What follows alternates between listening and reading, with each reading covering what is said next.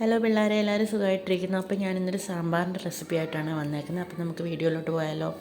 അപ്പോൾ ഞാനാദ്യം ഇതെല്ലാവർക്കും അറിയാവുന്ന റെസിപ്പി തന്നെയാണ്, എന്നാലൊന്നും വീഡിയോ ഇടുന്നേ ഉള്ളൂ.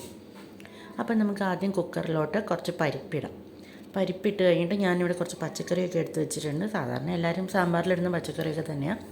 അതൊക്കെ എടുത്ത് വെച്ചിട്ടുണ്ട്, അതൊക്കെ കഷ്ണിച്ച് വെച്ചിട്ടുണ്ട്. അപ്പോൾ ഈ പരിപ്പിലോട്ട് പച്ചക്കറിയും കുറച്ച് സവോളയും കുറച്ച് പച്ചമുളകും എല്ലാം ഇട്ടിട്ടുണ്ട്. അതിൻ്റെ കൂടെ തന്നെ ഒരു കഷ്ണം കായം ഇടും. ഞാനിവിടെ കട്ടക്കായ യൂസ് ചെയ്തേക്കുന്നത്. കായം, പിന്നെ കുറച്ച് മഞ്ഞൾ പൊടി, അതെല്ലാം ഇട്ടിട്ട് കുക്കർ അടച്ച് വെക്കും. കുക്കർ അടച്ച് ഞാനൊരു 2 വിസിലാകുമ്പോഴത്തേനും, വിസിൽ കഴിയുമ്പോഴത്തേനും ഓഫ് ചെയ്യും. അത് കഴിയുമ്പോഴത്തേനും പിന്നെ ഒരു 10 മിനിറ്റ് വെച്ചിട്ട് തുറക്കും കേട്ടോ.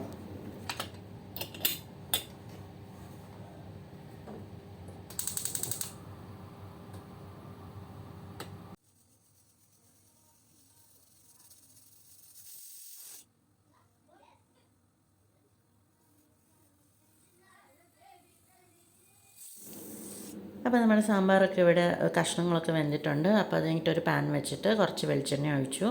അതിലോട്ട് നമുക്കിനി കടുക് പൊട്ടിക്കണം. കടുക് പൊട്ടിച്ചിട്ട് കടുക്, ഉലുവ, പിന്നെ കുറച്ച് കായപ്പൊടി, പിന്നെ കുറച്ച് കറിവേപ്പില, പിന്നെ വേണമെങ്കിൽ ഇച്ചിരി വറ്റൽമുളകും ഇടാൻ, ഞാനിപ്പോൾ ഇട്ടിട്ടില്ല.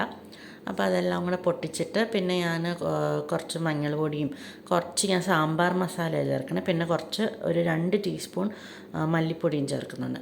പിന്നെ നിങ്ങൾക്ക് ആവശ്യമുണ്ട് കുറച്ചുകൂടി എരിവൊക്കെ വേണമെങ്കിൽ കുറച്ച് മുളക് പൊടിയൂടെ ചേർക്കാം. ഇപ്പോൾ എനിക്കിവിടെ മുളക് പൊടി വേണ്ട, അതുകൊണ്ട് ഞാനത് ചേർക്കുന്നില്ല. പിന്നെ അതൊക്കെ ചേർത്തിട്ട്, അപ്പോൾ അതൊക്കെ ചേർത്ത് കഴിയുമ്പോഴത്തേനും ഞാനിവിടെ കുറച്ച് വെണ്ടയ്ക്ക കട്ട് ചെയ്ത് വെച്ചിട്ടുണ്ട്. അപ്പോൾ അത് എണ്ണയിലിട്ടൊന്ന് വാട്ടിയെടുക്കണം. അപ്പോൾ അതിട്ട് കൊടുക്കും. അതിട്ട് കൊടുത്ത് കഴിഞ്ഞിട്ട് ഞാൻ ഈ വേവിച്ച് വെച്ചേക്കുന്ന കഷ്ണങ്ങൾ ഇട്ട് കൊടുക്കും കേട്ടോ. അപ്പം പിന്നെ ഞാൻ ഈ സാമ്പാറിൽ ഞാൻ പുളി ചേർക്കുന്നില്ല, പുളിവെള്ളം ചേർക്കുന്നില്ല. അതിന് പകരം തക്കാളി മാത്രമേ ചേർക്കുന്നുള്ളൂ. അപ്പോൾ ഇവിടെ എല്ലാവർക്കും പുളിവെള്ളം ഒഴിച്ച് വെക്കുന്ന സാമ്പാറിനെക്കാട്ടിലും തക്കാളി ഇട്ട് വെക്കുന്ന സാമ്പാറാണ് ഇഷ്ടം. അപ്പോൾ തക്കാളി മാത്രമേ ഞാൻ പുളിക്ക് വേണ്ടി ചേർക്കുന്നുള്ളൂ, വേറെ പുളിയൊന്നും ചേർക്കുന്നില്ല. അപ്പം ഞാൻ കഷ്ണങ്ങളെല്ലാം ഇട്ട് കൊടുത്തു. അത് കഴിഞ്ഞിട്ട് കുറച്ച് തിളച്ച വെള്ളം കൂടെ, കുറച്ച് ലൂസാക്കാനായിട്ട് കുറച്ച് തിളച്ച വെള്ളം കൂടെ ഒഴിച്ച് കൊടുക്കുന്നുണ്ട്. ഉപ്പും ഇട്ട് കൊടുക്കുന്നുണ്ട്.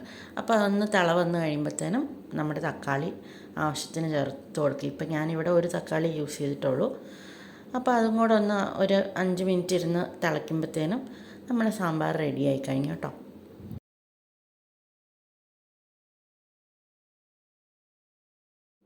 അപ്പോൾ എൻ്റെ വീഡിയോസൊക്കെ ഇഷ്ടപ്പെടുവാണെങ്കിൽ നിങ്ങൾ ലൈക്ക് ചെയ്യുക, സബ്സ്ക്രൈബ് ചെയ്യുക, അപ്പോൾ കമൻറ്റ് ചെയ്യുക. ഞാൻ കമൻറ്റിനൊക്കെ റിപ്ലൈ തരും കേട്ടോ. അപ്പം നെക്സ്റ്റ് ഒരു വീഡിയോ ആയിട്ട് നാളെ കാണാം. അപ്പോൾ bye, see you, take care.